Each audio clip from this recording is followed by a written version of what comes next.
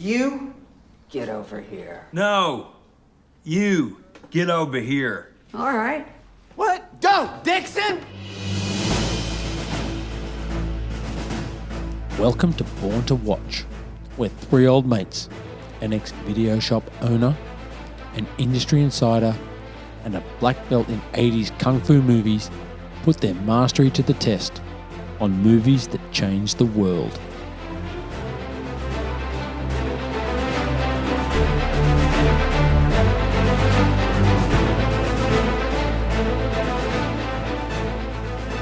Hey there, fellow watchers. I'm Whitey, and welcome to another episode of Born to Watch. In fact, it's our 48th episode, and 48 weeks ago, I would not have thought we'd come this far, but we're nearly at 50, and we've got some cracking movies coming up, and a couple of weeks after that's our first birthday. Yeah, thoughts on that? Can't wait for the first birthday. Going to be great. Happy Easter, everyone. Great to be back in the studio. Absolutely. Joshy, my eldest boy's birthday this weekend too, so happy birthday, Joshy. Teenager, Finally, yeah. Wow. Yeah, took him down to Currumbin to do the rope climb. You know. Yes. Yeah. Treetops. Treetops, yeah. Treetops adventure. Good fun. How'd you go? Yeah, good. Had my Phil Dunphy moment. All right. Yeah, Modern Family when he does the roller coasters and then realises that there's only so much you can do. Can't do it anymore. Yeah. It was up high. Yeah. You know what I'm like with heights. Yeah. Well, I did bounce last week. Trampolining before we went to Sydney, and I'm still recovering. My elbow is rooted. Oh, really? Yeah. Left elbow, it's gone. Lucky it's not my right elbow, but it's the left elbow. Dan, thoughts on the impending 50th anniversary and 1 year? How are you going, mate? I don't give a fuck about that. Did you get much feedback about your statement about dudes can't be friends with chicks? Yeah, I did, actually. How'd you go? Give us some highlights. Okay, well, I had 3 messages in rather quick succession, and a couple come through Megan. I know the purple is she obviously doesn't want to be friends with one of us, but she would definitely class a couple of us as friends. And she's now starting to question all her male relationships and whether all of them wanted to root her. And that's what I was after. Hint, perps, they did. Also got another one. Got another message from an acquaintance of mine, old Jess from the Shake Up that I train with. She's good friends with Megan, and we're quite reasonable acquaintances. And she was very disappointed to hear that we weren't friends. And in fact, but she's actually questioning her, lifelong male friendships as well. So, look, it's out there. The question's been posed. And did you get much people thinking about it? Did you get much feedback on Gow absolutely pussying out on his answer? Megan and I listened to the episode as we drove to Sydney last week, and she was laughing as much as you were about we don't care what Harry's stance on it was. We want to hear what Gow's stance on it was. So that was picked up. Gow's still sitting there quite coy. I don't think we'll ever know. But as a wise man once said to me, is if Gow's friends with any girls, and the fact that he said, yes, guys and chicks can be mates says a lot. So anyway. Outstanding. So as I just mentioned, we did ask a lot of questions last week, and some of them have been answered and some of them haven't been. But anyway, this week we are back in our comfort zone with another Martin McDonagh dark comedy. 3 Billboards Outside Ebbing, Missouri is as funny as it is bleak.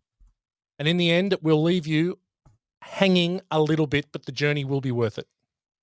Gents, when did we first see this movie? Gow, we'll start with you. I know exactly when I saw it. So do I. I know exactly when I saw it. It was 2 weeks ago in New Zealand. When I was in New Zealand, one night after meetings all day.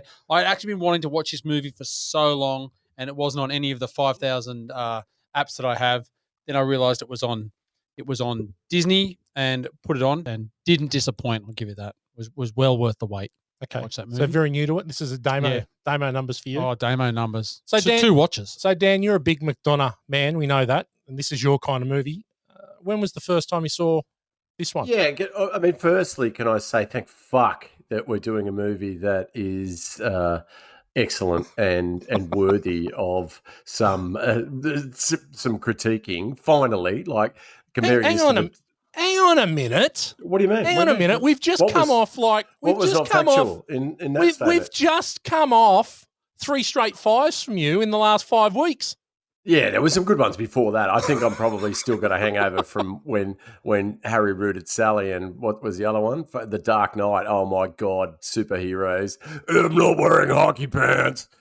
So yeah, all right. It's maybe there has been some good ones of late, but yeah, I was very impressed that the random populator chucked this one out at us. I reckon I would have asked you to find this for me on the internet because I'd heard a lot about it, and preceding Plex, your amazing archive of movies that you've obviously paid for. Well, I would have asked you to find this one for me so that I can watch it. So it would have been when it first came out on streaming services, I would think. I'm fairly certain, Daniel, this was uploaded to Dropbox and you were sent a link for you to be able to watch this one. I didn't see this at the movies. I don't know why, but I didn't see it at the movies. I did see it as soon as it came out legally to watch at home. And every one of his movies blows me away. He's incredible, but this is a little bit different than the rest of them. But haven't seen it a lot, I must say. Now, overs and unders, I'm going to set it 6. The movie is 6 years old. Now, Gow's a 1. 2. I already judged 2. 2. Yeah. 2. Sorry, 2. Did my homework as well. Oh, you did your homework. Of course you did. And Daniel, over on 6. Yeah, I'd probably be on the knocker. I reckon I'm 6 times. Yeah, I think I'm probably 4, maybe 5 with the watch here. I have caught bits and pieces of it here and there, but I've only watched it probably 4 times from start to finish, which is very low for us. Look at that. That's a Damo. Haven't even seen it. That's Damo's. That's a Damo not watching it for 12 years. Yeah, he's still got 12 years until he gets to it. Okay, let's listen to the trailer. You ain't trying to make me believe in reincarnation, are you? Because you're pretty, but you ain't her. She got killed. Still no rest. How come, I wonder? Because there ain't no God and the whole world's empty and it doesn't matter what we do to each other? I hope not. I don't know what the police are doing. I hadn't heard a word from them in 7 goddamn months. I'll tell you this, I've heard an awful lot from them since I put them billboards up. The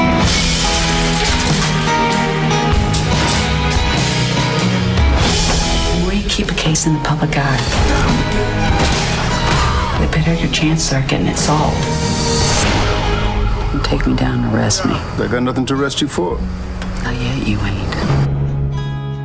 If I had some food, I'd give it to you. All I got is some Doritos. They might kill you. They're kind of pointy. Then where would we be? Okay, G-Man, why don't you tell us a little bit about 3 Billboards Outside Ebbing, Missouri? Okay, 3 Billboards is a darkly comic drama. After months have passed without a culprit in her daughter's murder case, Mildred Hayes makes a bold move, painting 3 signs leading into her town with a controversial message directed at William Willoughby, the town's revered chief of police.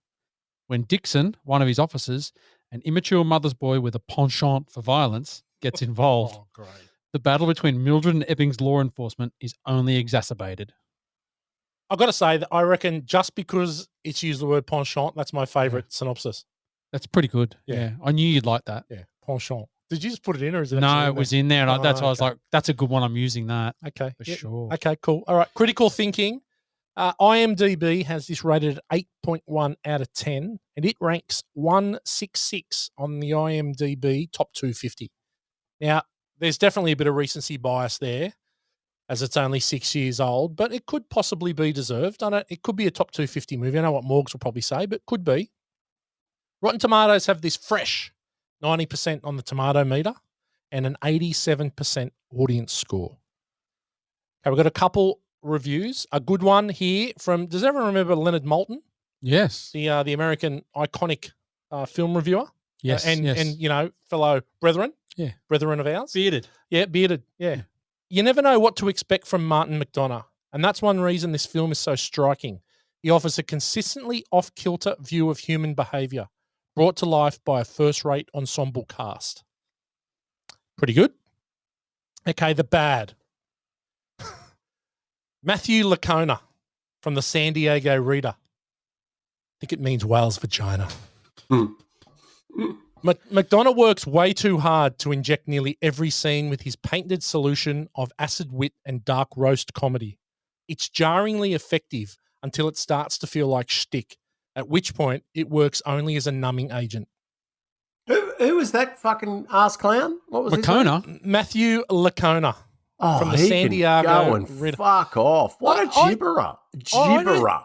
I don't think it descends into shtick at all. Not once is it. In- Oh my God. What Yeah, a goose. that's rough, that. Absolute goose. Yeah. He's had a bad day. You know when you have work, you deal with Yeah. clients at work and That's they're true. shitty, and you Yeah. have to go back to the team and go, look, guys, you don't know, they might be having a bad day, right? I think he just had a bad day, right? He got a shitty coffee down at San Diego Harbor.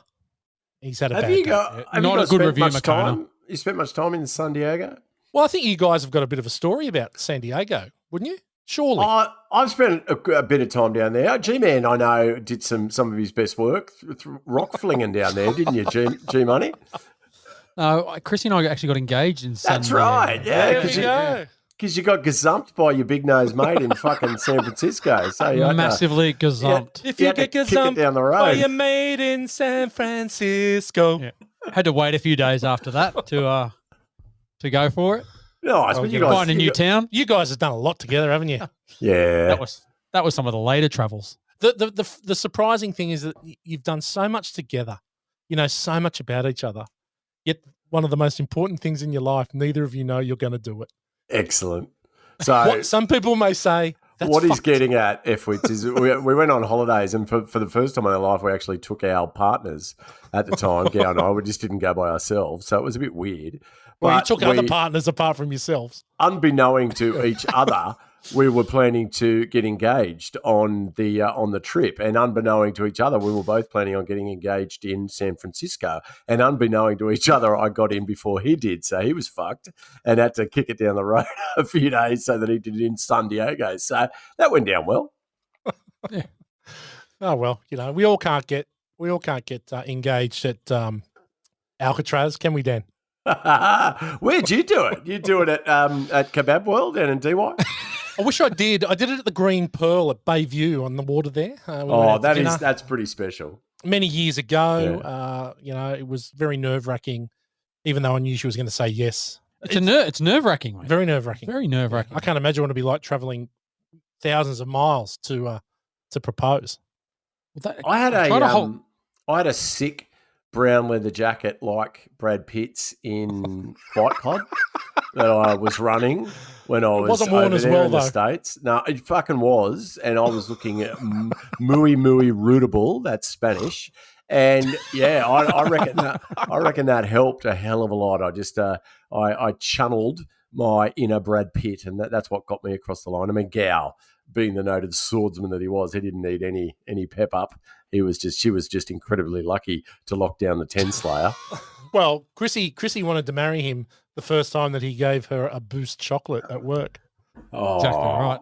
which was on That's about day 4. What was some of the? I know how to woo them. Yeah. Didn't you Yeah, the invite her wooer. out for one of those lunches too? Didn't you have like a sausage roll or something that you always went for lunch? No, mate. There was Sausage some, roll. yeah, there was some lunch you'd be like, oh yeah, mate, I had that sausage roll today. You know, they get the sausage roll and they chuck it in another roll, and then you put some tomato sauce on it. It's a bloody good meal. Like, what was it? There was so it wasn't That was a but there double. That was a something- double yummy jummy roll at Chroma High, mate. Long time before. No, there was something you used to eat at that work that you used to make. Oh yeah, it was pretty good, decent little Thursday. I got that fucking sausage roll down there. I can't remember what it was. No idea. Mum gave him some change and said you could buy your lunch today, Gowie. But you can only get the sausage roll. Oh. All right. This is a good segue. Wait. I have one more here we question. go. One more question. So, Gow, you met your wife to be at work. Yes. Did you ever root her at work? Gentleman never says, Morgs. That's a yes. Okay. That's a solid no. That's a solid no. Okay, now after that one, I don't think Dan's got any more questions, so we'll get cracking before he does. He's got a mouthful of piss. Okay, Gow, ordinary people, why don't you tell us about the cast of this one? All right. Frances McDormand, first movie in Blood Simple, she worked with Joel Cohen, who she married later that year. Yeah. Still married today, I They believe. are. Yep.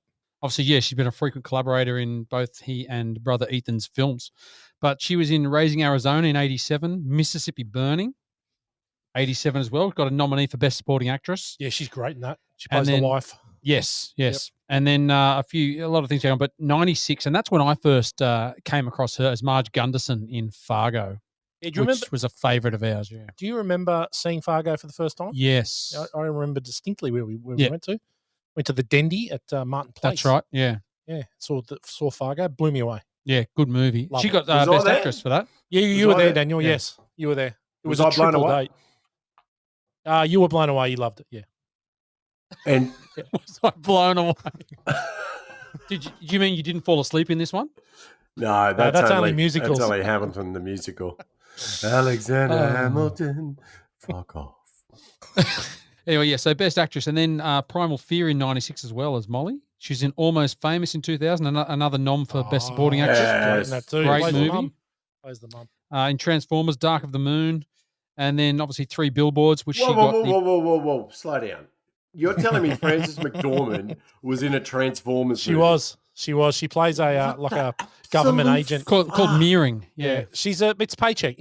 Sometimes you just got to take a paycheck, Dan. I guess Kate Blanchett does, but she does it kind of comically, I guess, with her choices. Like she was in Well, one she of was- the Thors, and She was in excellent. Thor. Yeah. Yeah. So, wow. Okay, there you go. Yep. Yeah, so look, but 3 Billboards, she was Best Actress, Oscar, and a BAFTA award. And then also her other big movie recently is Nomadland. So, and again, Best Actress, Oscar, and BAFTA. What do you think of Nomadland, Gow? I haven't seen it. I Oh, haven't do seen you fucking Nomadland. think? Yeah, and Daniel, before you ask, we shan't be doing it on Born to Watch. Oh, I've of course seen it multiple times. Excellent film. It blends. So what was really interesting about that film is that there was obviously the stars were actors, but it also used real life humans that were part of the community that were essentially homeless and living in their vans, and sort of peppered them in and around in the film. So absolutely excellent. You should watch it if you haven't. Get a bit of culture right up here. Yeah, so look, for that one, she also was a co-producer and she won Best Picture Oscar. So that makes her the first actress that's been nominated for acting and producing for the same film, or Yeah. winning Wow. for the same film. Okay, yep. So Right. there was Chloe Zhao? Is that right? I think that's the name of Who directed it? Yeah, I Right, believe that's her name. I could be fucking that up, but she went on to do a Marvel film. She did, straight which was after. awful. The Eternals. It Yeah. was fucking dreadful. Which is such a shame because I reckon it's pushed back her ability to get projects green lit somewhat. Where she would have had a heap of juice after Yeah. Nomadland, which was absolutely brilliant. And all jokes aside, very, very well worth seeing. But yeah, then she obviously gets handed $1 bazillion to do a Marvel Paycheck. film. Yeah, massive paycheck, but it stinks. So it kind of, we haven't heard from her since, unfortunately. But I think she might have just had something released, but I can't think off the top of my head. But anyway, yeah, good talk. You done? Yeah. What else have we got? All right, let's move on to Woodrow Tracy Harrelson. Wow. Yeah, I great like it. name. Yeah, born in Midland, Texas. So obviously everyone would have known him, all of our age would have known him from Cheers. Started Jeez, Cheers in he's good in this. '85. He's fucking Woody, yeah. ageless too, isn't he? No, Absolutely I- ageless. Well, I listen, got to say, before we get to, you said he's good in this. I think he is incredible in this movie. Yeah, nice. Oh, he's unreal. I'll take the upgrade. No problem. Yeah. Continue, yeah. well, look, I'm just going to go quickly through a back catalogue of his because you go through some of the movies he's done. So, '86, he was Krasinski in Wildcats with Goldie Hawn. Oh, Remember that? Goldie. Football, Wildcats. Doc Hollywood in '91 with Michael J. Fox. Obviously, White Men Can't Jump '92. Indecent Proposal '93. Natural Born Killers. Money Train. Kingpin in '96. Ah, Oh, so good. Cracker. So good. Roy Munson. Yeah, Roy Munson. Good old Roy Munson. Bill Murray's great in that too. Yeah, Bill Murray's good. Yeah. The People vs. Larry Flint in '96 as well, which he got an Oscar nom Well, for. that was sort of his real coming out. Yeah. Because he was a bit of a comic actor before that. Now he moves into the real about the hustler. I've got to Yeah, revisit yeah, that. I so- haven't seen that in a long time. Courtney Love's excellent in that. Courtney Love is excellent. as in it. is Edward Norton. Yes. Yeah, Can you make a list of films I say on this fucking thing I'm going to go and watch again? Because I always forget Just, you know them. what you could do? You could just go back and re-listen to the podcast and just do it yourself. I mean, of course, I listen to the podcast. Yeah, of course you do. Pick up on everything you guys say and really listen. Well, it's about refining our performance. It's It about is. refining our performance and where we can be better without me having to tell you things and make it sound like it's me that's telling you. But anyway, continue, Gal. Okay. All right. Well, then look, he got an Oscar nom in there, and then he moved on to some of his best work after that in the early 2000s. He played Nathan, Grace's boyfriend in Will and Grace. Oh. Eight episodes. Good character in that show. Eight too. episodes? Yeah, he's 8 episodes. That's a third of an American season. That's a big. Yeah, he was that's a in there big for quite a while. I would have not seen an episode of Will and Grace. But after that, look, I he would have was. seen an episode. No. Let's talk about Will and Grace for a second. I would have seen an episode. I quite like the male Just Jack actor. What's his name? Sean Hayes. Sean Hayes. I really like Sean Hayes. Smartless. Yeah. I really enjoyed it. If it's when you're not listening to this podcast, you can listen to Smartless with the Bateman, All Hail the Bateman, Will Arnett, and Sean Hayes, which is fucking excellent. But yeah, I think Sean Hayes is very funny, and I always enjoyed his performances on Will and Grace. But I reckon I've seen 5 episodes of Will and Grace. How many have you seen, Cal? Oh, 5 or 6. 100 seasons. Series? I can't, more than that, I can't wait for the replug from Sean Hayes about Born to Watch on Smartless. Yeah. I'm looking forward to that one. We'll go Give us through the roof. Give us the throwback, eh? Give us the reach around, Sean. Nice. All right. Well, look, after that, let's get back here. After that, he was in No Country for Old Men. Cracker of a He's movie. excellent. Carson Wells, You know very what? good. Yeah. Smaller role, Similar roles to this. Yeah. He's a bit part, really, like a Yeah. smaller part, but just crushes it. Yeah, really good in that movie. I mean, it's a fantastic movie anyway. Yeah. And his scenes with, what's his name? Sugar. Yeah, with Anton Chigurh, they're just awesome. Yeah, Javier Bardem. So deadly. Yeah, with Javier Bardem. Bardem. Look, after that, Semi-Pro. He was Monix in Semi-Pro. That's a good movie too. Zombieland. Have you seen? I watched that not too long ago. Zombieland's good. Excellent. I don't think I've seen Double Tap, the sequel. Have you guys seen it? No. I have. It's not a pinch. It's not a pinch. on the original. Okay. No, I really enjoyed the first one. Yeah, first one's great. But then the Hunger Games 2012 was Hamish Abernathy. I have never seen a Hunger Game. Okay, so I revisited them in the pandemic. I watched all of them. They're not bad. Look, Okay. it's tween focus, so it's not really. It's tween battle themes that we royale, deal right? with, So yeah. if you want to watch a movie about dystopian fight for your life, go and watch Yeah. Battle Royale, Oh, Japanese totally. film. It is fucking Totally. incredible. Yeah. And this is, there's a heap of movies now that are just similar to that. But Yeah. Hunger Games is watchable. Look, Jennifer Lawrence, she can act. Yeah, she's good. She's good. She can act. She's a superstar. And Yeah, she she's makes amazing. those movies what they are. Continue, yeah. Yeah, look, after that, into True Detective, Martin Hart. So that was the first series? Yeah, first series. Yep. Cracking With series. McConaughey. But yeah, got an Emmy nominee for that one as well. And then into 3 Billboards, he was an Oscar nominee for Best Supporting Actor. And after that in Solo, Star Wars Story, 2018. Yep. He plays Solo's mentor. But yeah, look, he actually wanted to play Jake Brigance in A Time to Kill, but Robert Grisham just vetoed him and said no, for whatever reason that may be. Him and McConaughey are really good mates. Yeah, they are. Like off, Yeah. which is not surprising because they both love the green stuff. I could imagine he would have done well in that movie. Massive vegan as well. Long Would he? term, yeah, massive, like campaigner. Quite an for animal alternative rights guy. and- Yeah, he's super alternative. Yeah, Lives in Hawaii. He's a cool cat. yeah, I like him. Yeah, but look, he was supposed to also be in Benny and June. He was going to play the brother in that, but got offered Indecent Proposal, so backed out of that. Smart move. I think he got sued. I think he got sued by MGM or whoever it was too. Yeah. Anyway, all right, let's keep going. Sam Rockwell. Now, Sam Rockwell's been in quite a few movies that you don't realise he's been in. The Green Mile. He's 99. amazing in the Green Mile. Yeah, really good. He was in Charlie's Angels in 2000, the original Charlie's Angels. Yep. Confessions of a Dangerous Mind with George Clooney and Julia Roberts. He was in The Assassination of Jesse James as well in 2007. He was in Iron Man 2 in 2010. 3 Billboards, and most recently in Richard Jewell. Yeah. Sam Rockwell is incredible. Yeah. Is it He's- Moon? The one where it's by Yeah, himself? Moon was the one. Yeah. Gareth, is that Gareth Edwards or Gareth yeah. Evans? Yeah, Gareth. It was his- Evans. Yeah, Gareth Evans. It was his first movie. Yeah, amazing. Solo. He's the only person in it, isn't he? He's like, it's fantastic. pretty much it's him. Yeah. He's done heaps of, like, early on he did a lot of indie stuff Super too. jobber. Super jobber. But heaps of indie stuff, not even just mainstream stuff. So He is, and I'm going to pose this in question time. So I'm not even going to start. So Sam Rockwell's incredible in this film as well.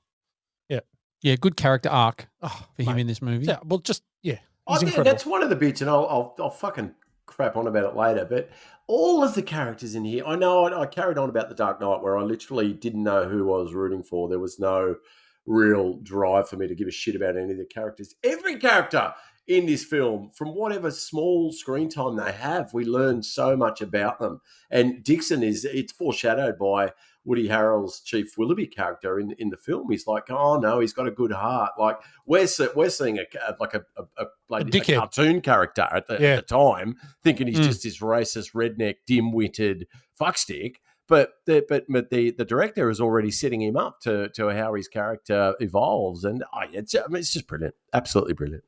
Yeah. Well, so in this, he plays that redneck, and his name, because he's Jason Dixon. Yeah. Like, that's probably going to come. Oh, we'll cover it now. I'll cover it now, yeah. But that it was based on the Mason-Dixon line, which is the the border between countries, but also the metaphoric border between slave trading and. I thought it was north and the south. I thought it was the guy that Rocky fought in Rocky Balboa. That's Mason the Line. That's Mason the Line. Oh, Mason the Line. Mason the Line Dixon. Right. Sorry. Yeah. Right. Antonio Tarver. It is Antonio Tarver. Oh. Okay. Anyone else, Gary, you want to hit on? Oh, look, just some others quickly in the movie. Kerry Condon is in this. She was most recently in The Banshees of Inisherin. Yep. Have you guys seen that yet? She's excellent. Yeah, she's fantastic. That is a different movie. It's good, but it's a bit different and a bit dark and very, it's different. She got a BAFTA in that one, but she's in 3 bills. She's in Ray Donovan, Better Call Saul. She was in Stacey Ermintrout. She's been in Avengers. You don't pick up on that. I mean, that's such it's a pivotal character, but it's not overstated at all. But yeah, she's got a great role in Breaking Bad.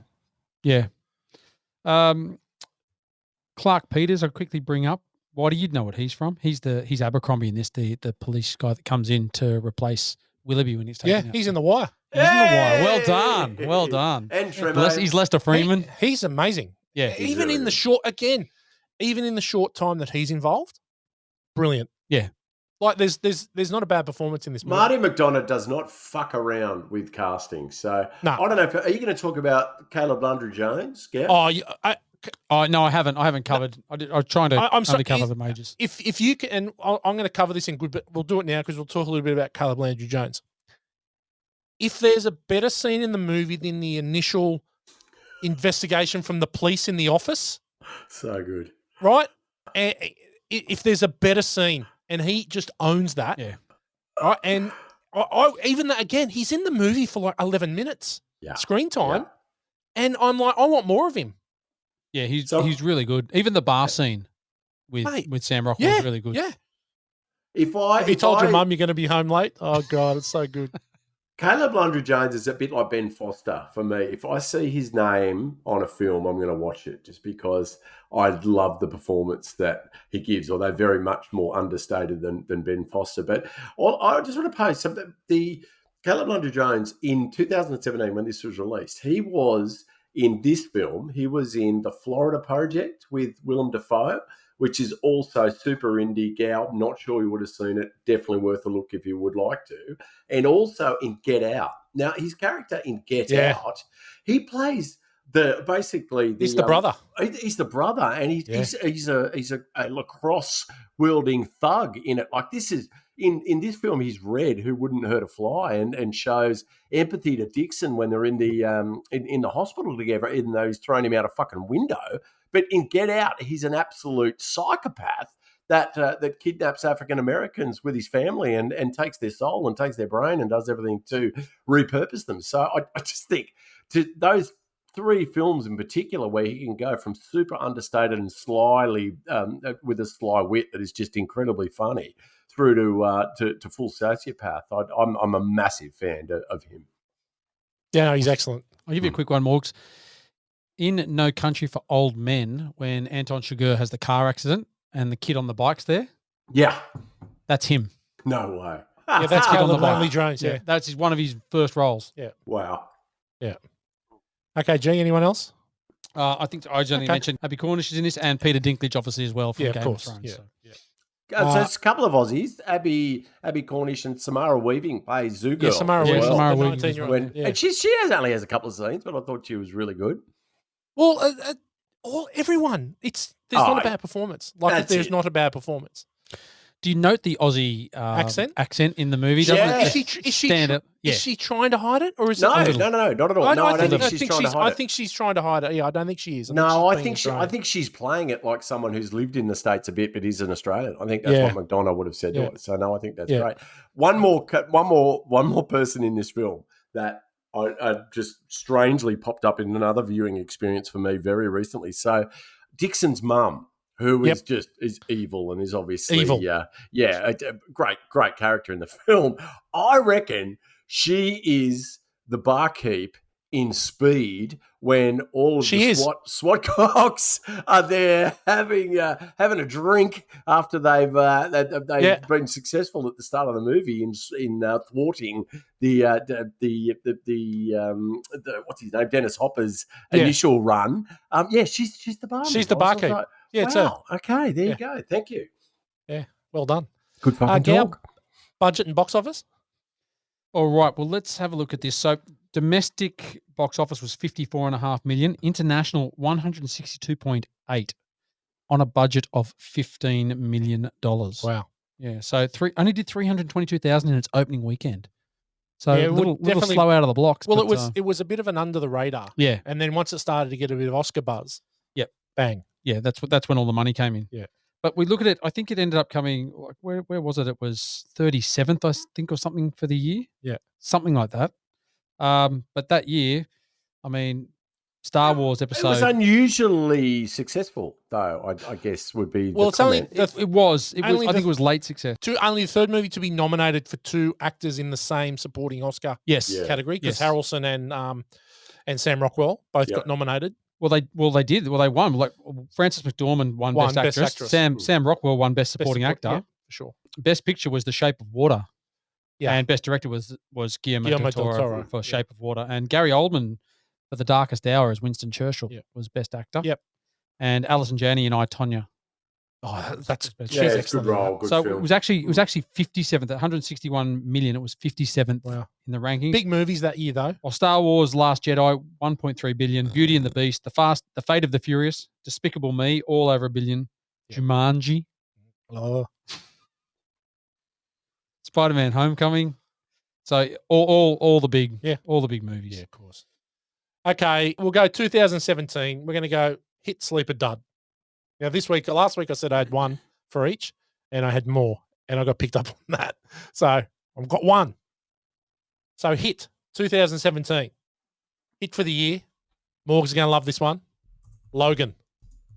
Directed by James Mangold, Hugh Jackman. I don't hate this. No.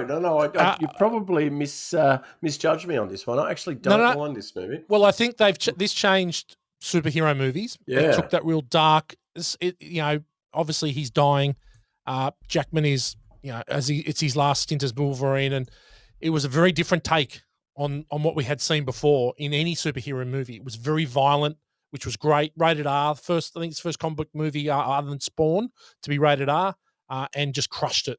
Absolutely crushed it critically and audience acclaim. Like it did a heap of money. Okay. Anyone else got anything in that year that you like, Gow?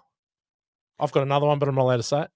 You go. I just got Dunkirk in I was there. going to say Dunkirk. So Dunkirk as well was incredible. Yeah. Christopher Nolan. We spoke I about liked that the La other La week. Land as well. That was different. Yeah. Gosling and All right. Emma Gosling Stone. and Emma Stone. Yep. That was a good flick. Okay, I've got one sleeper, and it was a hit, but at the time, I don't think it was supposed to be. And it's Jumanji, Welcome to the Jungle. Now, when I heard that this movie was being done, I was appalled. When I heard that The Rock was being involved, I was sort of maybe not as appalled, because I quite like The Rock. This is great. This is a reimagining. It's actually a sequel. It wasn't when it was sold to us as being like a remake. It's a sequel. It's got some a lot of odes back to the original with Robin Williams. It's a lot of fun. You go watch this with the kids. I watched this with the kids in the movies, and they loved it. It's great. Really, really good. Thoughts? Haven't seen it, but yeah, would check it out. If it was re-released, I'd definitely go and see it with my girls now. But yeah, didn't see it, unfortunately. Yeah, and the sequel's pretty good too. But the first one is excellent. Really good take on the on Jumanji.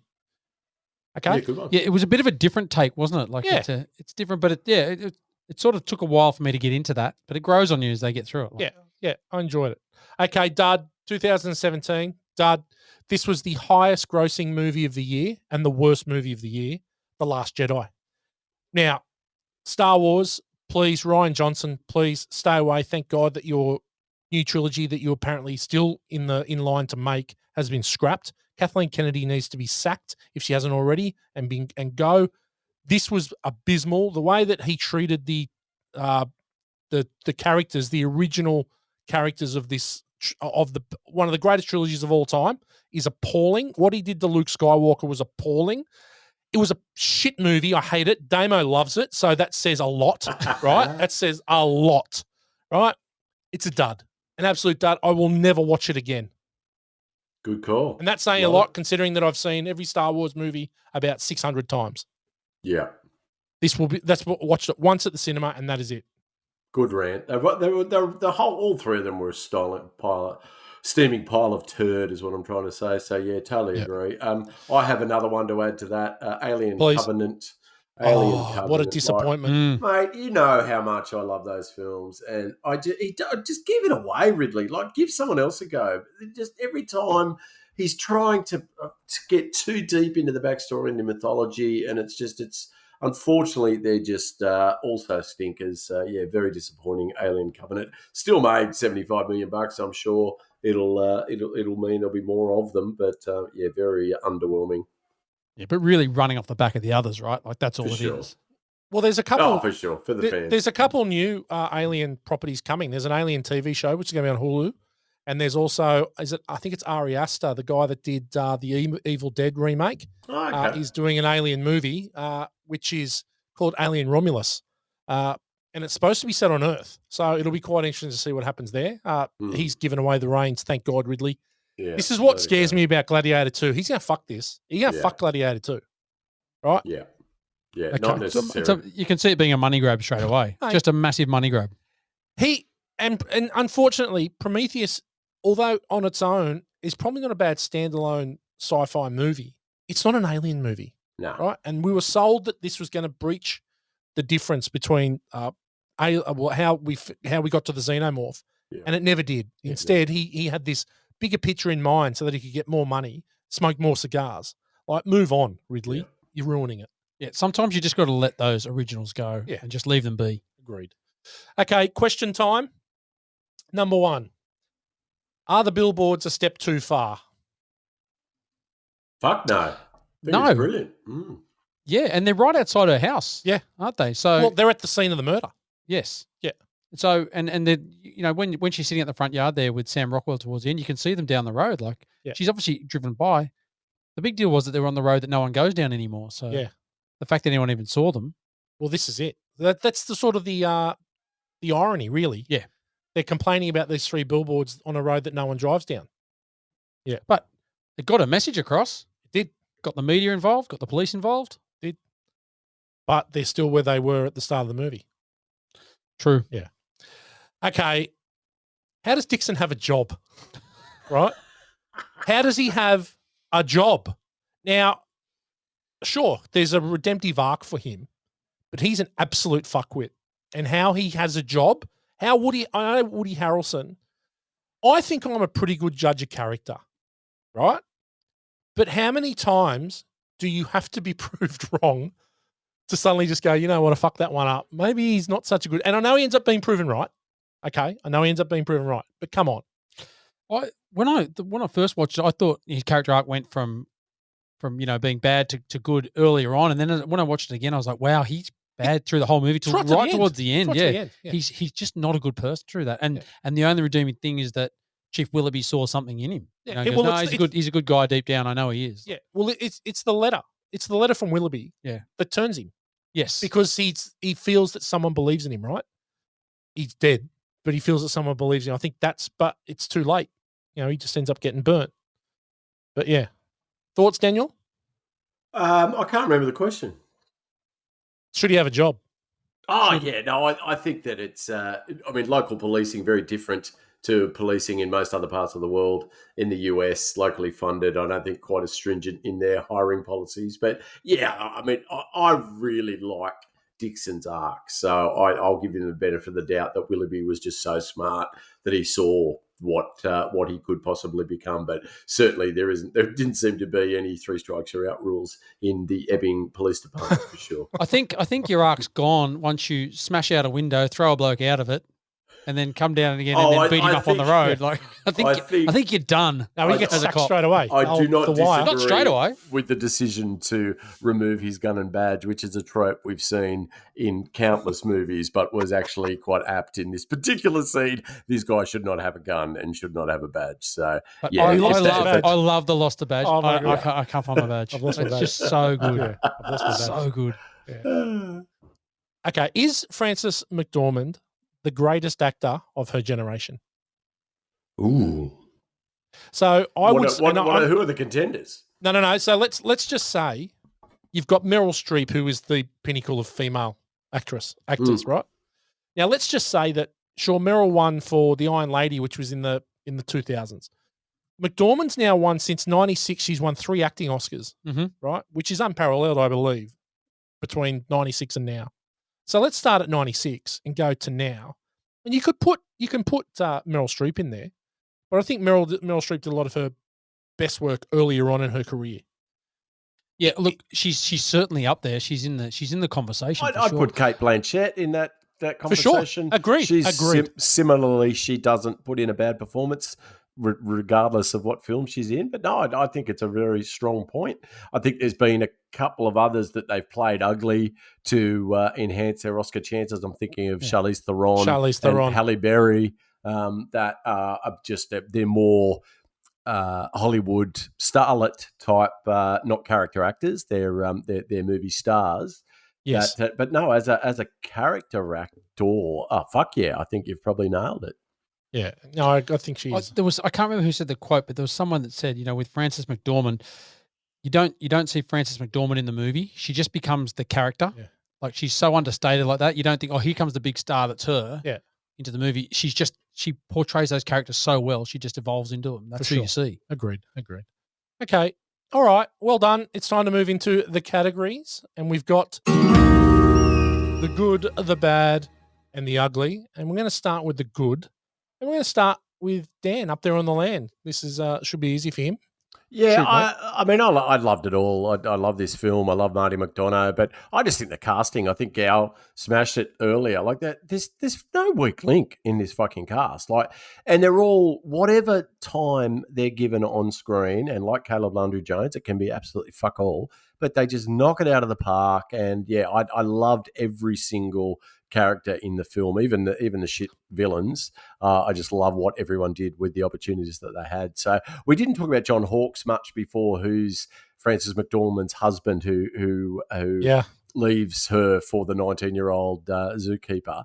But he's in 3 scenes, and we get a very strong sense of who he is and what he's about, and the fact that he still is obviously rocked by the abhorrent shit that's happened to his daughter, and that sent him off the rails. So yeah, I just think it absolutely outstanding, the casting, and of course the director and writer Marty McDonough is just outstanding as well. I agree with you, Morgs. There's 2 scenes there. The one where the ex-husband's in it first, and he attacks her, and the son puts the knife to his throat. Yeah, and that just in that minute or two of scene gives you the whole encapsulation of their relationship and what he's been like and what she's been through early in her life. Yeah. And also the scene, obviously, where she has the fight with the daughter and the son. Yes. And the daughter walks out and says, I hope I get raped on the way. Yeah. She goes, I hope you do too. That, yet again, a short scene that just encapsulates why she has such inner rage and, how bad she feels.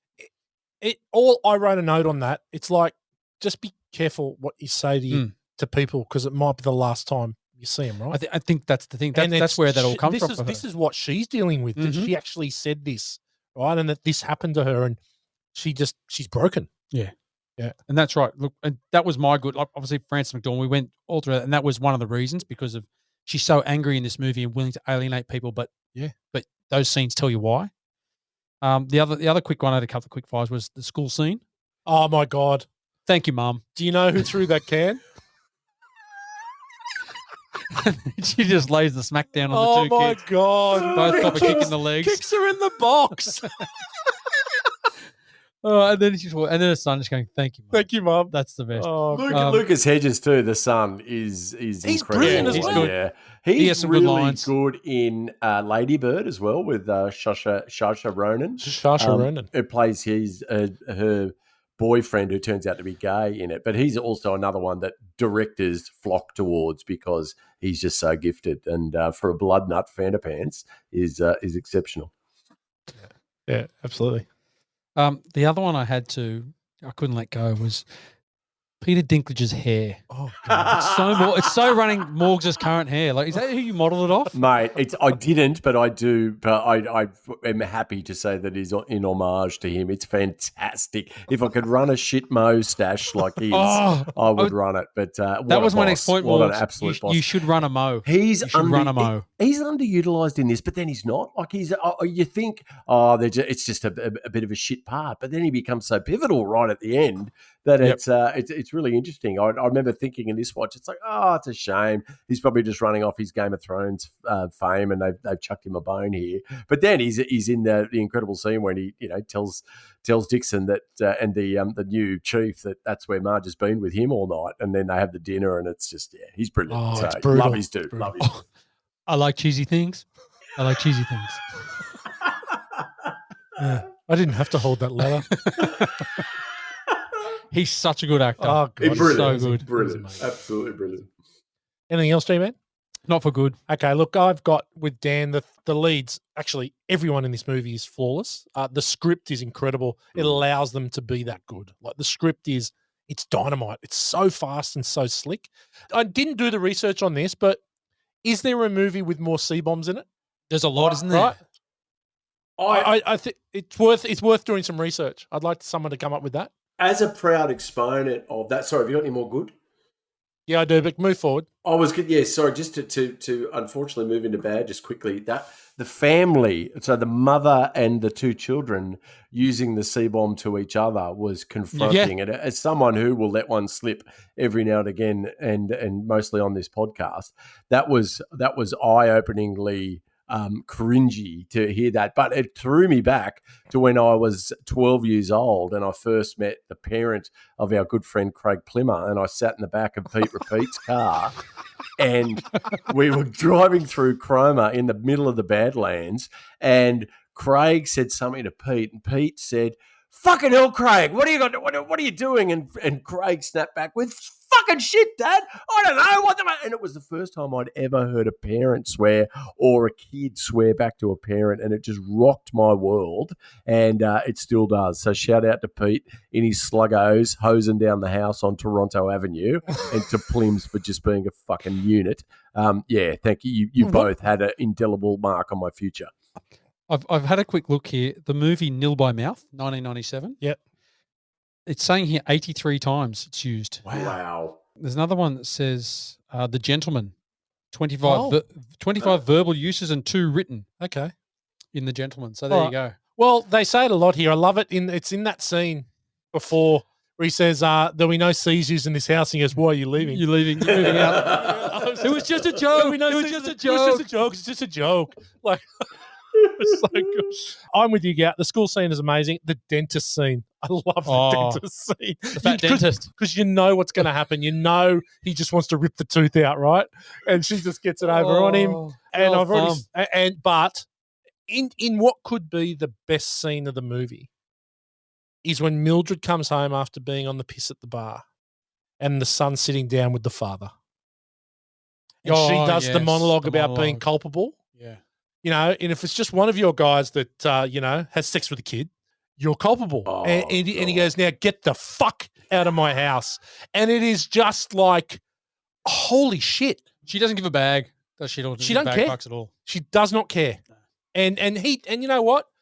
Yeah, if you came to church, you'd know what people were saying. And you can just see it ticking over in her head, and she just leashes on him. It's the best. I do. I love that monologue. I do love Willoughby's two letters as well. Yeah, which the letters can are amazing. cover a lot. Yeah, the letters are amazing. And the one to Dixon that says, "Hi, Dixon, I'm dead now." Dead Man Willoughby. Sorry speaking. about that. Dead Man Willoughby speaking. Oh, that's the one to Mildred. Okay, bad. Gal, we'll start with you. Anything for bad? Yeah, look, we covered off at the school scene when that kid throws the can at the screen, and she gets out of the car and Yes. and takes them down, and she walks back in. There's nothing on the screen. The Yes. screen's clear. I just know that just popped out to me. I was like, oh, that was gone off the screen pretty quickly. You're one of those guys. Now the other one was when they put the fire on the billboards.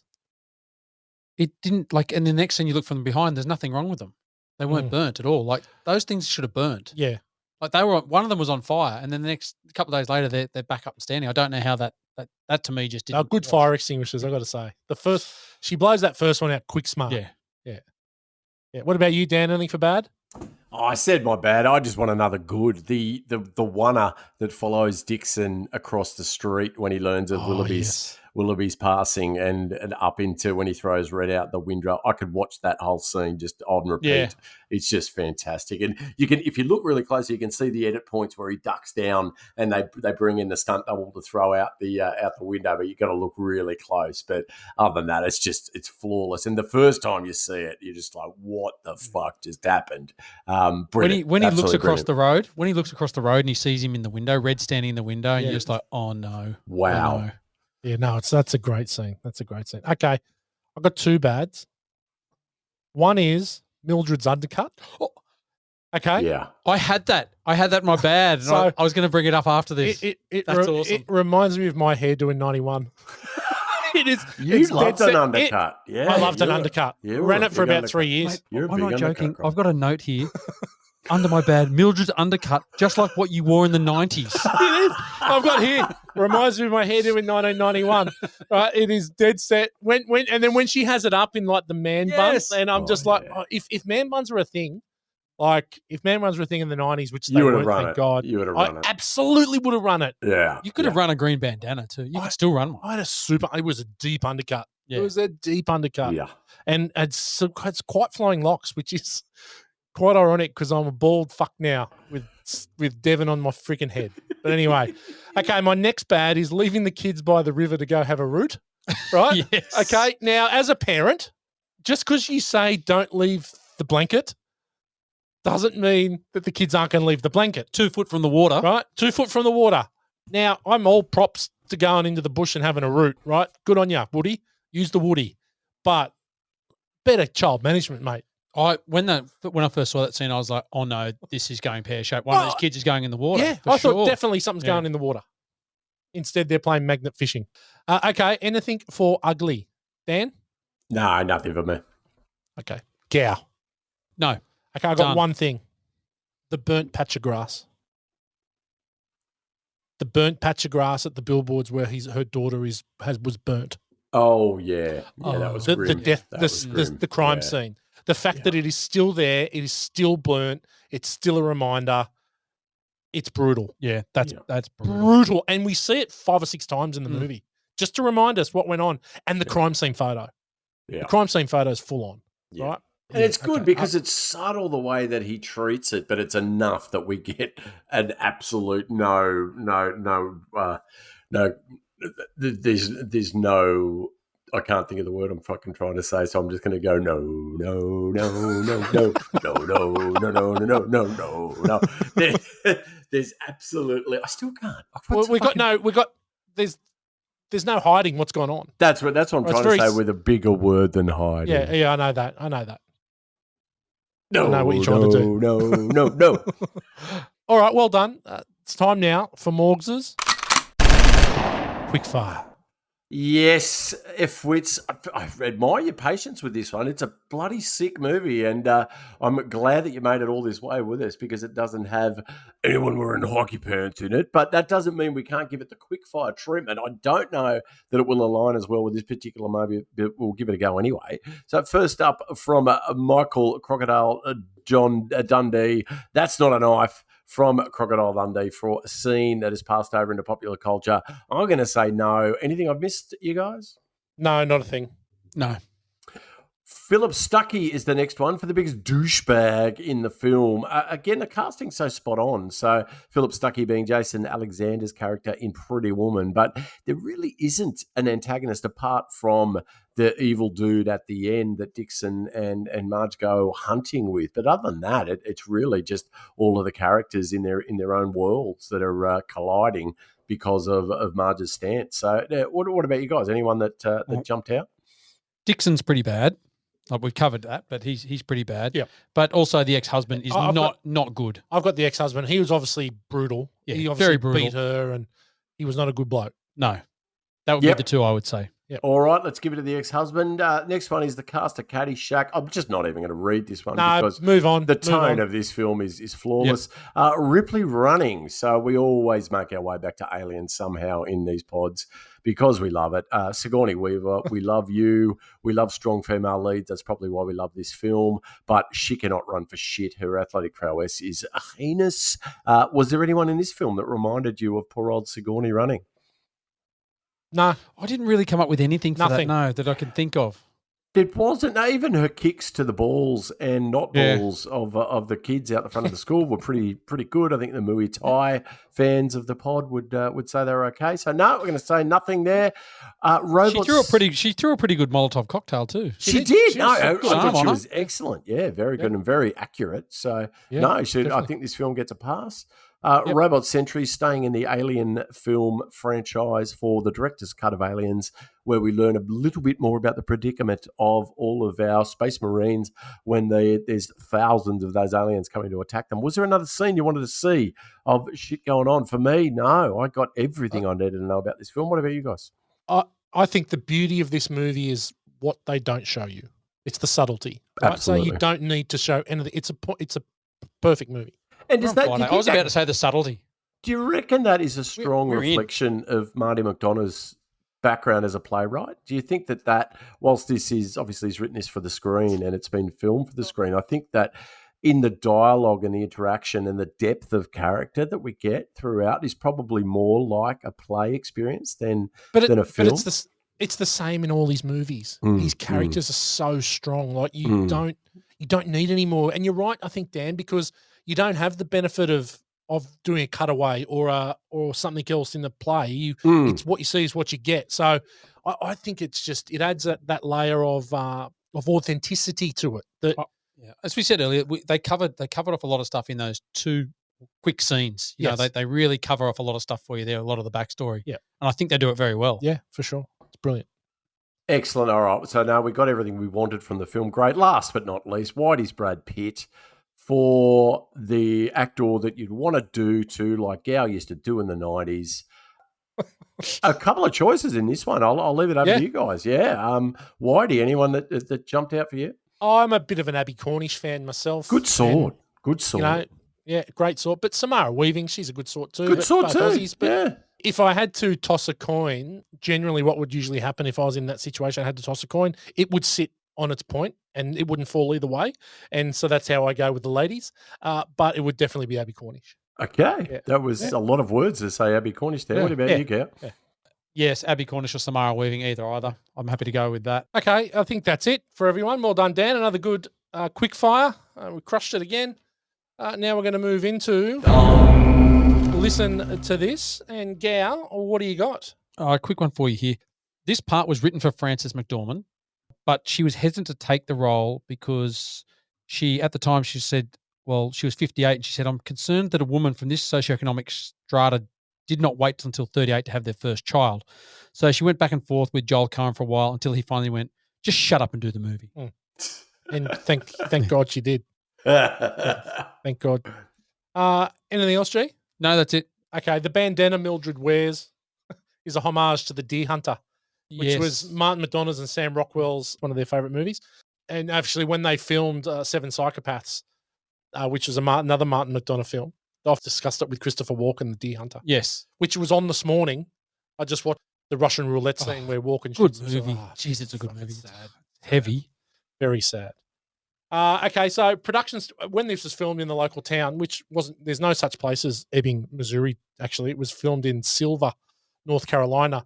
But during breaks in production, the locals would come and and talked to the cast and the crew who'd sign autographs, and Woody Harrelson even went and played an impromptu bloody concert on his guitar. It seemed like they really sort of took to the town and were sort of part of it, which is really cool. And this story is actually based on true event. Like in just outside of Texas in a town called Beaumont, the police sort of ignored some pretty key facts. In 1991, alleged hometown hero was killed, and they put billboards up on Interstate 10 saying that they've got to look into this more. And so this is sort of based on that, so this has happened. So yeah, a bit spooky there. Other than that, Morg's already mentioned that the one that was the one continuous tape, but it took four takes to get it. Yeah, so that's a lot of smashed windows. It's the production guys would definitely been hating on life that day, but it was the end result was fantastic. Yeah, you got anything, Dan? Oh, look, you guys have hit it. What I found really interesting was that as a choice of the character. So Frances McDormand decided that we would never see Mildred cry. So she discussed this with Marty McDonough when they were working on her character. And her reasoning was that it just added to the pain that Mildred, like she'd gone beyond crying. And it was almost like a release for the audience if you saw her cry. And she didn't want that. She just wanted that rage and that sorrow and everything to be held throughout the entire film. And so that was why we don't even know something so horrific has occurred to that family, which is we never see her release any tears. So I thought that's a really interesting part of the character development process that we probably don't talk a lot about, which is the actor working with the director. And the directors like Martin McDonough, they do give a lot of scope to the actors. So someone like Quentin Tarantino, probably not so much. This is how you do the character and this is how you read the lines because I fucking wrote them that way. Whereas Marty McDonough has already written a brilliant script, but it gives room for his actors to add their own flourishes, I guess. And that I felt that was really interesting and something that really shines throughout her performance. I agree. I agree with that, Morgs. The two bits that get me when the guy comes into the shop and throws the mug at her, that's right, and she doesn't flinch. And the same when the husband grabs her by the throat and jams her, and she doesn't flinch. Yeah. And it's those two times where you can just see she's been through this before. She's gone beyond it. She doesn't freak out. Yeah, she's beyond it, and she just is standing there, and she's just standing there with nothing, no emotion on her face. Like, really interesting. That sort of pushes that right through. Very, very good. Very, very good. Excellent. We're flying through the categories. 1 degree of Kurt Russell, and I've done extensive research, and it's a no. It's a big no from me. Okay. It's a no, which is odd because Sam Rockwell starred in some Marvel films, but no, it was such a good cast. You would think that Kurt Russell would have acted with some of these, but he hasn't. I couldn't find a link there at all. Nothing. Okay, notable quotables. Gow, you got anything? Yeah, there is quite a lot of good ones in this movie. I do like the desk sergeant. He gets a couple of good ones. Yeah. Like, hey, fuckhead. What? Don't say what, Dixon, when she comes in calling you a fuckhead. His name's like Ivan Zanko or whatever. Yeah, he was in Oz. Zelko, yeah. Yeah, he was in Oz. Great show. Anything else, G-Man? The one at the end when Dixon and her are talking, she says, hey, Dixon, I need to tell you something. It was me that burned down the police station. And he goes, well, who the hell else would it have been? Very good. Very good. Okay. I got one here. I got two actually. Dixon, we've had 2 official complaints about the billboards. So actually, Willoughby, from who? Dixon, a lady with a funny eye and a fat dentist. Give me the file on the Angela Hayes case. A lady with a fucking funny eye. Jesus Christ. The fat dentist. I've got one more. Sorry, I forgot. Have you got another one to go? No, you go.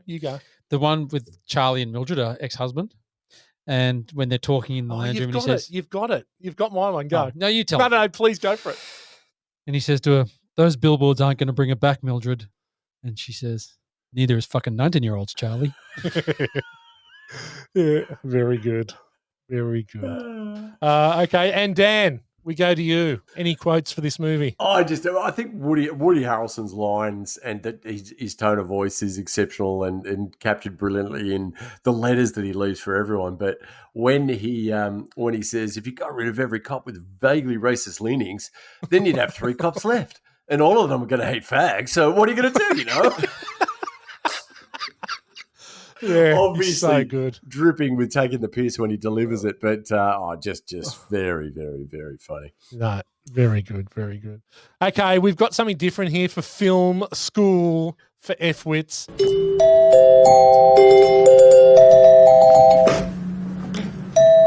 Dan's been very busy up on the land, so I'm going to take the reins. We have a little discussion on vengeful and twisted movie mums. Oh, We're going to do good. We're going to do choice. 5 of the biggest. And I'm going to start with Pamela Voorhees, Friday the 13th, 1980.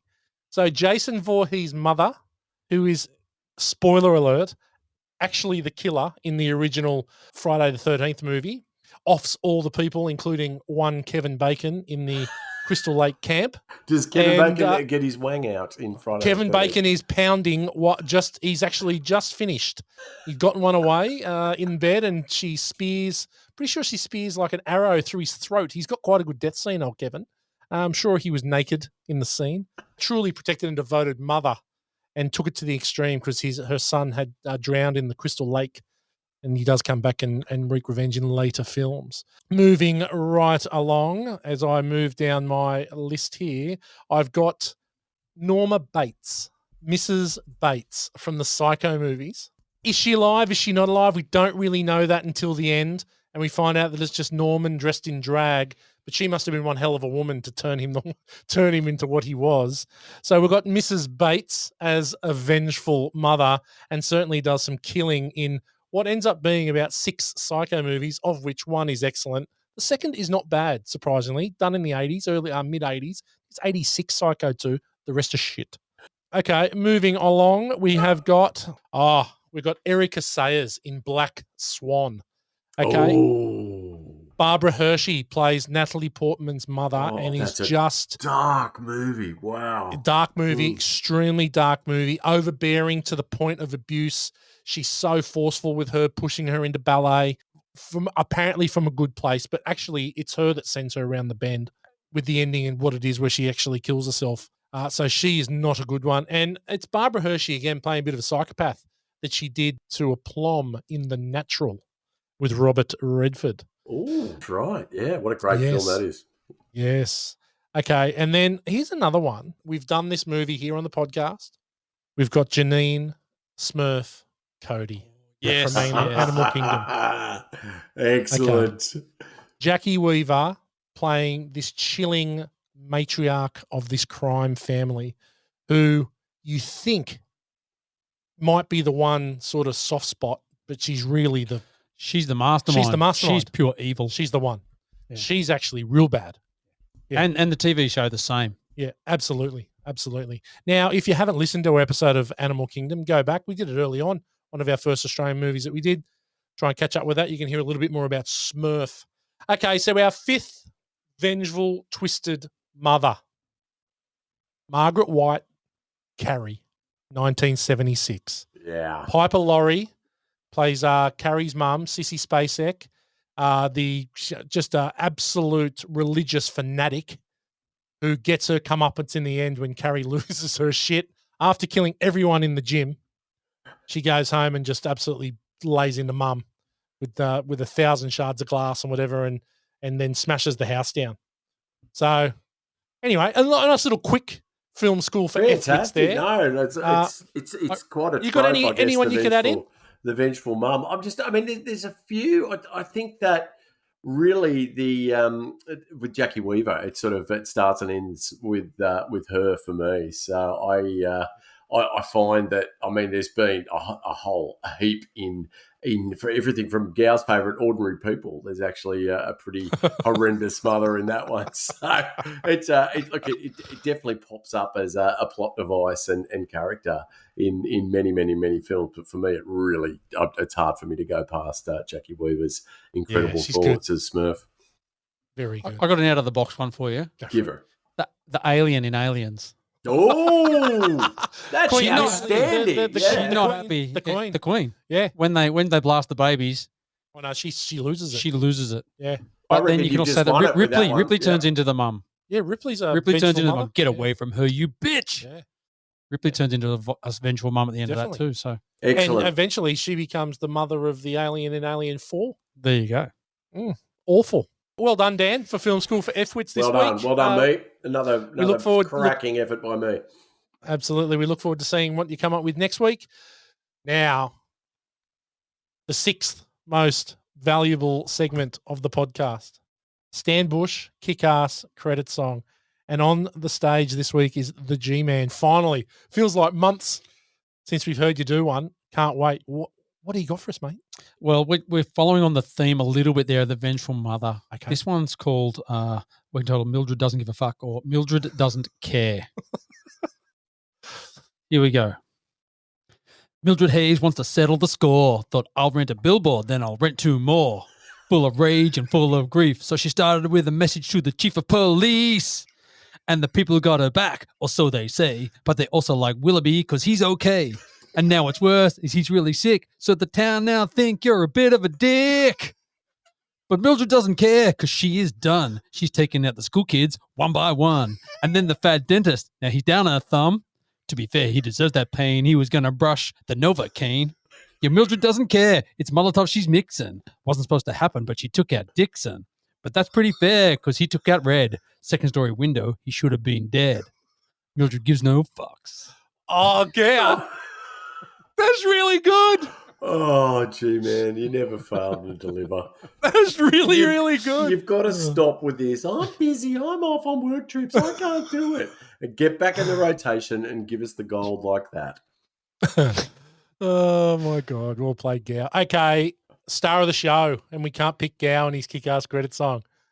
Dan, up there on the land, who you got for star of the show? Yeah, I haven't said a lot about Martin McDonagh and this this is one of my favourite films. It's certainly one of my more recent favourite films. So I just think as a screenplay and as a finished product, it's hard to beat. And I think his vision for this film, and he spent a lot of time in America. So he was born in London. He's Irish passport, but lived a lot of his time in London. He's written films about Belgium, about Ireland and about America. So he went to small town America to really get a feel for this town. And I've spent a bit of time in small town America myself, and I'm pretty big in the South. And I just think that, like me, he's revered in those parts, and I think he's excellent.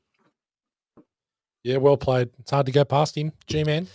Oh, in that same theme, he's put together such a great cast here, and it could go with Frances McDormand, or it could go with Sam Rockwell. To me, both of them have such great roles. I'm going to go with Frances McDormand because she just, like we said earlier, she hammers every role, but she just plays it to perfection. Like just the simmering rage that she has. Just that's my pick for this movie. Yeah, Nice. easy. I'm going Woody Harrelson.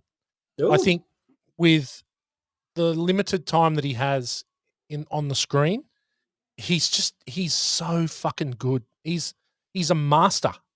And he's such a good character actor anyway, but what he brings in that small amount of time he's on the screen is the movie wouldn't be the same without him. The easy one is Frances McDormand because she's flawless, and same as Martin McDonagh. But I thought, considering you twos have taken it, you two have taken it, used twos, seeing that you guys have taken those, I'll take Woody Harrelson for me for this one. Okay, 3 Billboards Outside of Ebbing, Missouri is not, I guess, for me, a movie that you can revisit all the time because pretty heavy going. But it surprised me this time with the lightness involved in the movie. There's so much dark, but there's so much light as well. The comedy really shines through. Yeah, like it does. I think it does. I'd forgotten that, and it was this rewatch that made me go, yeah, I could watch this again and again because it's just got those moments of light within the dark, which is important. If you had to set a task for a creative writing student to find the comedy in a film about a daughter that gets killed and murdered and her mother is seeking vengeance for it, that's a pretty tall task. So I think, again, that just screams how brilliant the mind of Marty McDonagh is in dragging those comedic moments out of this dark subject matter. Absolutely. Okay, so from there we shall move into the rank bank. Got a few here, and I'd like some feedback. Molotov cocktails, vengeful mothers, dead man Willoughbys, drilled thumbnails, fat dentists, or magnificent cocks? It's definitely magnificent cocks for me. There we go. Let's You've got a run with that. magnificent cock, Mr. Willoughby. It is jarring when it's said with that Australian accent. Yeah, it's really good. okay. So then let's slip into this, and we're going to start with G-Man. How many magnificent cocks are you going to give 3 Billboards? I'm giving it 4.5. Oh, the G's back. Yeah, I really enjoyed it. I said to you before, I haven't watched it. I really wanted to watch it. It had a lot of buzz, and it didn't disappoint when I watched it. I mean, it's a heavy going, but it is something. It's a movie that stays with you. Like, you can really appreciate it. And as we said, every actor does their job in this movie. It's really well done. Yep. We're going to do something different. I'm going to go next. I'm giving it 4.5 as well. This movie is great. It's I nearly gave it 5. Yeah. I really did. I nearly gave it 5. But I think for me, the rewatchability, because it's hard going, even though there is a bit of levity in there, I think that a movie that's 5 is an ultimate rewatchable for me, where I can just keep going back to it. So this gets 4.5 for me. Okay, Dan? Yeah. How many magnificent cocks are you giving? Whilst I think you guys have been kind in your reflection on this film, I think you're both fucked in the head for not giving it 5. So I wouldn't change a thing about this film. Every time I watch it, I'm just struck by something different in it that I just think is brilliant. So yeah, I can't beat this. This is exactly the type of film that I love. I hope we can find more gems like this in the film universe. But yeah, it's a flat out 5 out of 5 for me. And I know I've been flicking those 5s around like a G-Man in the 90s with his 10s, but it's very much worth it in this case. So 5 out of 5, well played, all involved. Yeah, I could be talked into that, Morgs. That's a good rating. Yeah. Yeah, no, you could give it 5. I'm just not. So, okay, Gauss, how many magnificent cocks does 3 Billboards get? And where does it sit? This gives us 4.67 magnificent cocks. Yeah. And that's going to sit us. I'll tell you what.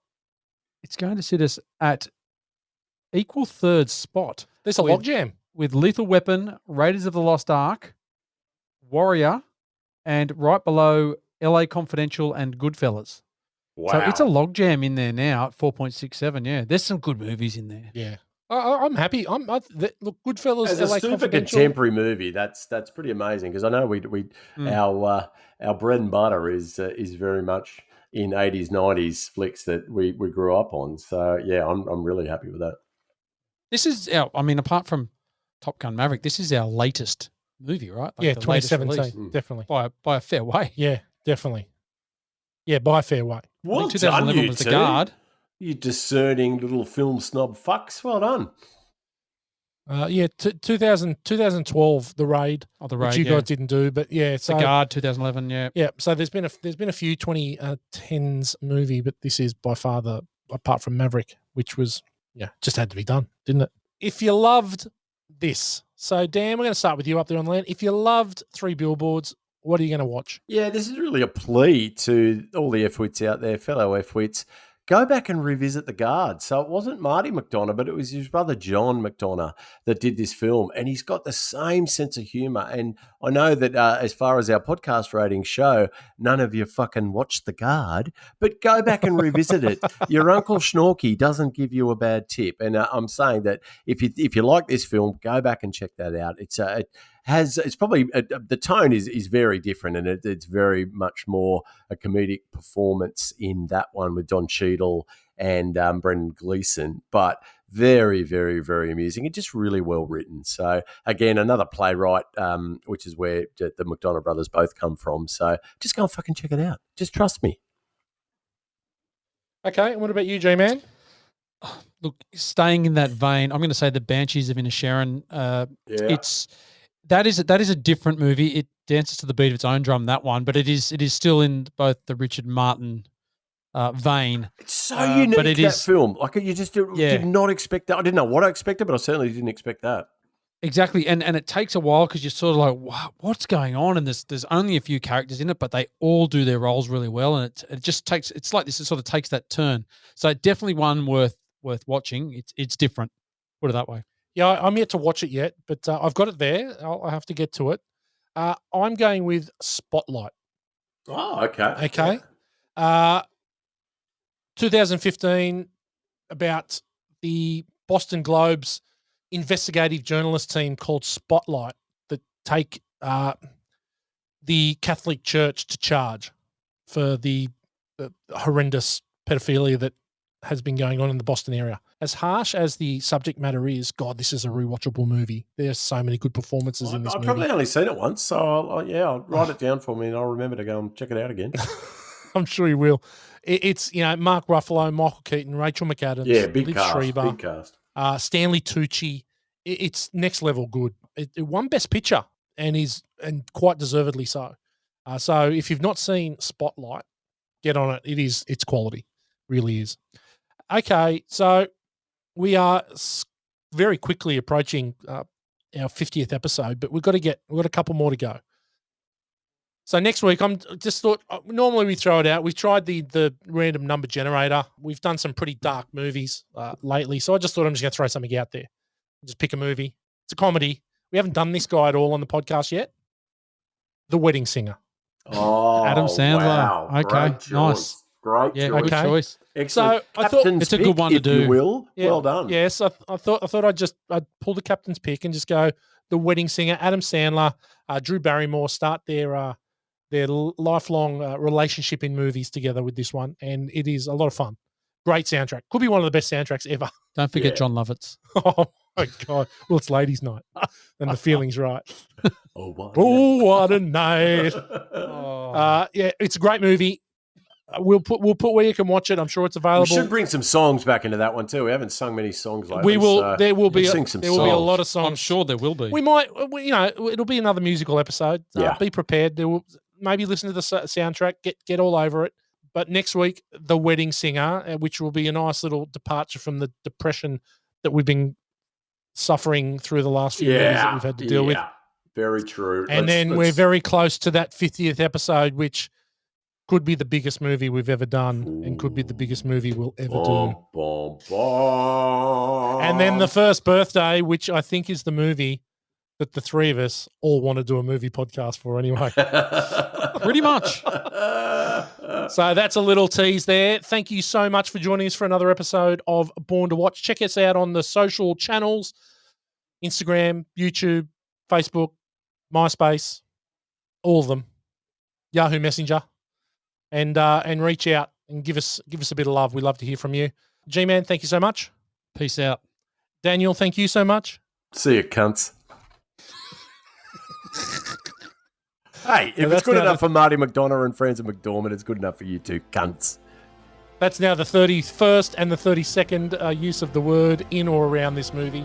Until next week, it's bye for now. Thank you for listening to this episode of Born to Watch.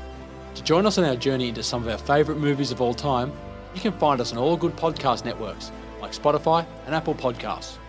If you like what you hear, give us a 5-star review and share with your friends.